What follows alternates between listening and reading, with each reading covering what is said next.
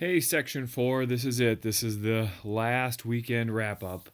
Again, I hope you all are doing well here in Minneapolis. It's cold and gray and wet. Classic fall day. Happy Halloween to everyone. Hopefully, you'll all be enjoying some festivities this evening, Saturday night. Great night to take advantage of it. Let's get right into it. I know this is the last one, so I don't want to be droning on. But let's go to week 8. Week 8 outstanding post from Alpha.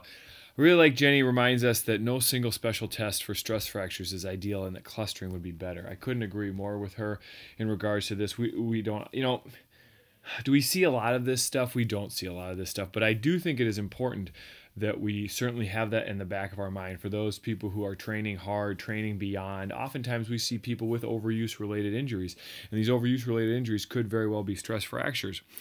Clustering would be the best way to go because we know our special tests really aren't so special. We should probably start thinking of things called like special clusters because special tests just really aren't what they are. Tim brings up a great point about the information this week being more guarded for stress fractures and return to sport.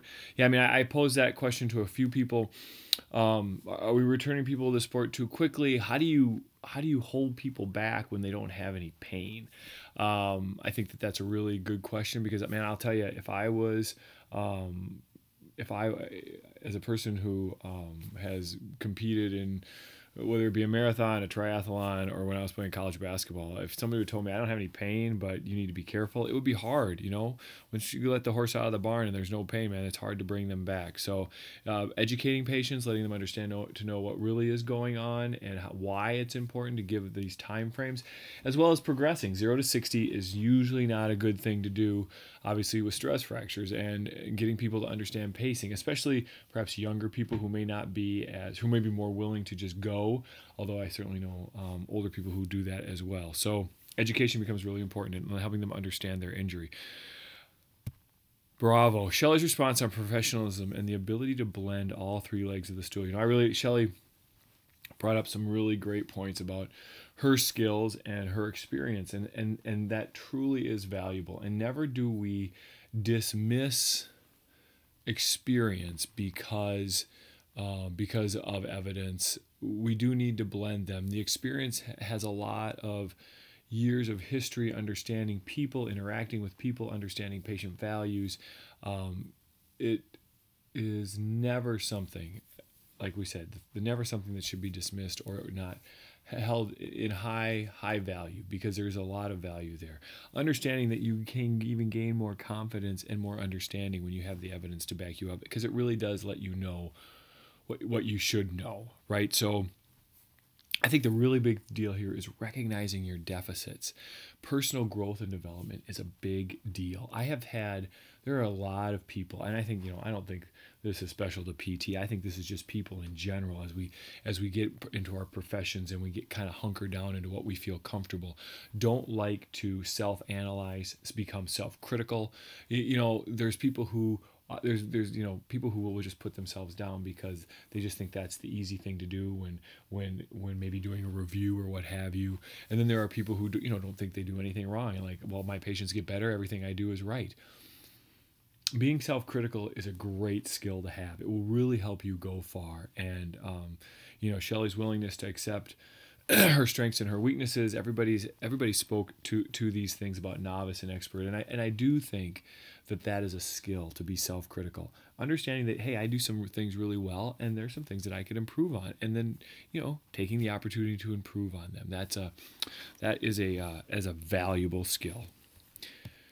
Okay, Charlie, Dan and Zach had a great conversation about diabetes, sensation checking, and our responsibility as a direct access practitioners. This article always comes up, and people always say, boy, I probably don't do as good a job as I need to. And there's far too many people that we see have diabetes type 2 most commonly, are sedentary, deconditioned. They're far enough down the road where this sensation checking becomes a big issue. We have other peripheral vascular problems that we need to be aware of. And so checking this is a good thing. And, Dane Stocks talks about if there's no change after 6 visits, then out they go. I for sure love the fact that he's got a number in his mind. I'm not, obviously, and he probably would agree that 6 visits is kind of what he uses, but there's probably situations where it could be less and there's situations where it could be more, because it's hard to put a number. I would say, because for me, if we're not getting better in 3, something's not right. That's just me. And there are certainly situations where I've gone longer than 3, knowing that I just need to be patient, depending on the situation, right? But in a lot of cases, when we're talking about change, do have something in your mind as like, well, what would be the time in which I kick them out the door? And if you were seeing them twice a week for 3 weeks, 3 weeks wouldn't be a big deal to hold them into. I remember I was I think I've said this, I'm on a state low back pain guidelines committee, and when they talk about just even cancer and holding a patient if they may have cancer, they don't think anything. As I sat on this committee, these physicians that I worked with, they don't think anything of holding somebody for 3 months and just kind of waiting and seeing, because they know that the metastasis rate is not fast enough that it's going to warrant, so if you don't see them immediately within the first 6, if within the first 6 weeks, that's usually what they say, first 6 weeks, if you don't see change, then you send them back, which would fall in line with kind of Dane's ideas of 6 visits once a week. But again, just having a number in mind and maybe constantly checking and assessing is really valuable.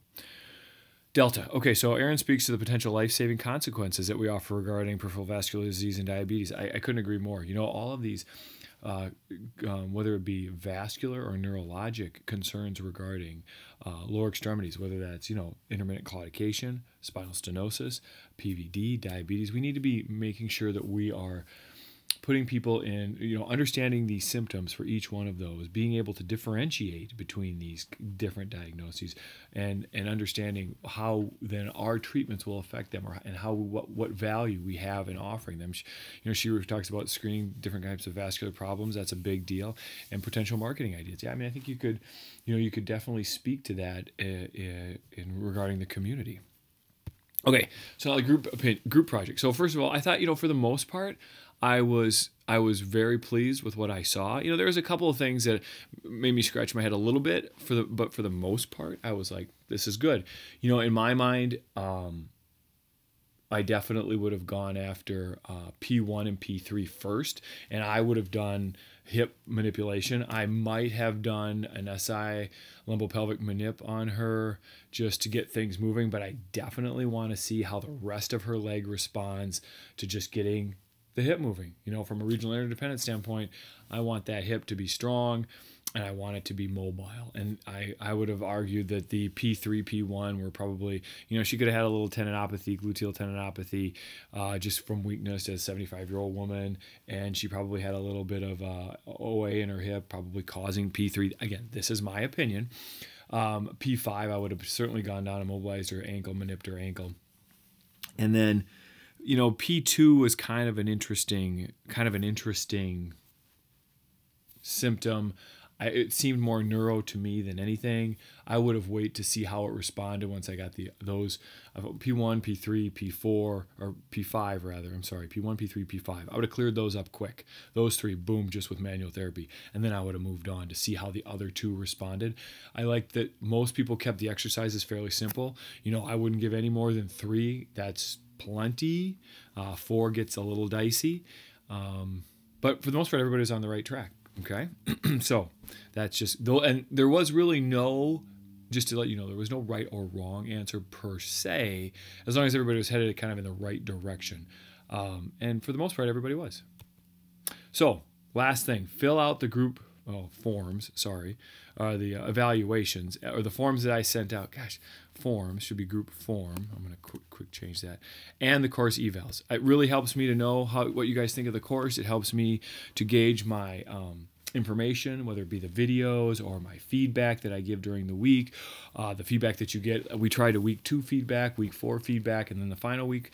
Those do take some time, so would be hard to do more than that. But again, ideas are very helpful, and we're always willing to take that information in, because we have certainly made changes based on the feedback we've gotten from students. And then the group form, just rate your group members.